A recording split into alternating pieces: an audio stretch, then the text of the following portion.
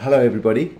I'd like to suggest to as many of you as possible to follow Virgin's example and help give ex-offenders a chance. This might be as simple as considering them for a job interview. If you take the chance, you might be surprised that they end up being your very best employee. And if you don't try, you'll never know.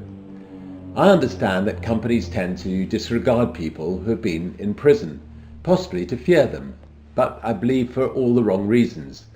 Behind every conviction, there's often a very moving story.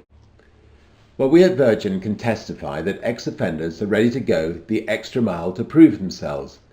We work with the St Giles Trust, patroned by Prince William, and we hope that more companies will work with them to break this cycle. I believe in giving everybody a fair chance, and I hope you do too. Thank you.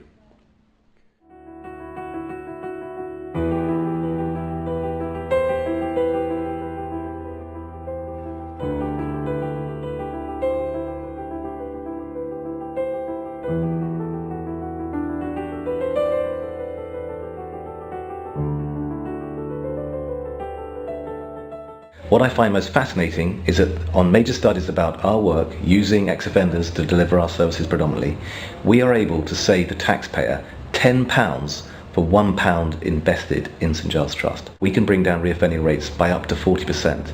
So my big ask to you out there is, what can you do to help St Giles Trust? It may be giving a few offenders a chance for work. It may be actually mentoring some of our staff. But there is something in there for everyone to make a real difference in society. Thank you. When you talk to a new employer about hiring an ex-offender, it's all about risk. So there's the risk they're going to steal the computer, there's the risk to fellow staff, there's the risk to the customers. And one of the ways that we get around that is by introducing potential employers to our candidates, and they suddenly realise that there are a huge number of people out there who've just made a mistake. I went to prison when I was 22, and at the time I was working in the city as an accountant. I just got a really good job as a finance manager in a consultancy, and then got caught up with the wrong guy and ended up getting a 12-year prison sentence. Never in a million years would I have thought I could go to prison. I've got an uncle that's a judge, my sister's married to a police officer that's quite high up in the Met, and all my friends are professional people, you know, social workers and accountants. So I come from a really good, solid background and a good, solid social circle as well. In prison, I've met prison officers, judges, you know, right down to sort of people that are using, you know, drugs and been in and out of prison, right up to sort of like 70 to 80-year-old ladies. That's what I've learnt from it. You can't judge people because it could happen to you. I want to put an ex-offender in front of a potential employer, and that person hires them because they're the best person for the job.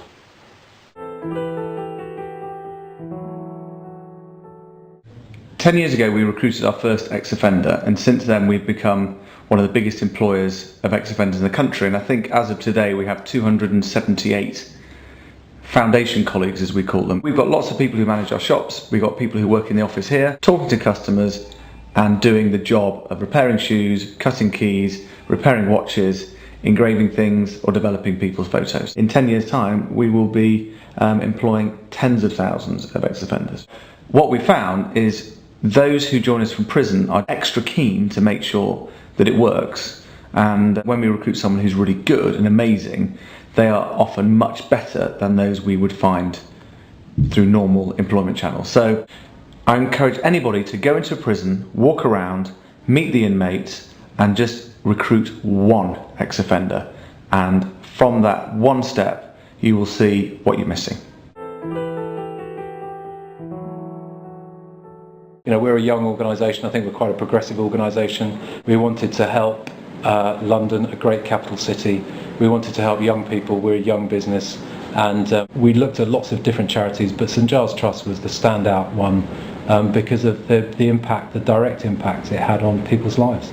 Well, while I was in prison, I obviously had a lot of time to think, and I thought to myself, basically I don't want to do no more time in prison. I don't want to ever go back to prison again. The thing we didn't really understand was how difficult it was for an ex-offender to gain employment, to be given a chance. I think out of like 100 CVs sent out, I've got like 2 interviews, and I just felt like basically giving up, looking for work anymore. And I think once we understood that, we tried a lot harder to find ways to bring them into the workplace.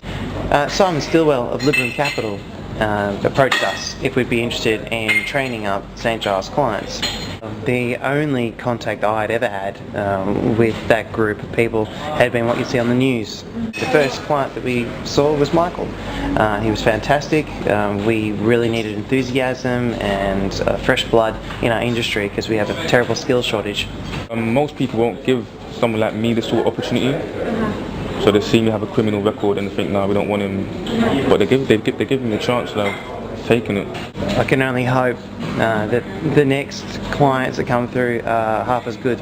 If we break the cycle of reoffending and we get people like Michael back into society, back working, standing on his own 2 feet, then there's the obvious benefit that he's not drawing on society in terms of funding, and also I think there is the sort of the peer effect where he can be a better role model for the people around him and show people that there is the opportunity to take a different path and to lead a different life. The past is the past, and people do change. I hope everybody will consider following Virgin's example and help give ex-offenders a chance. That starts with giving them a job. Thank you.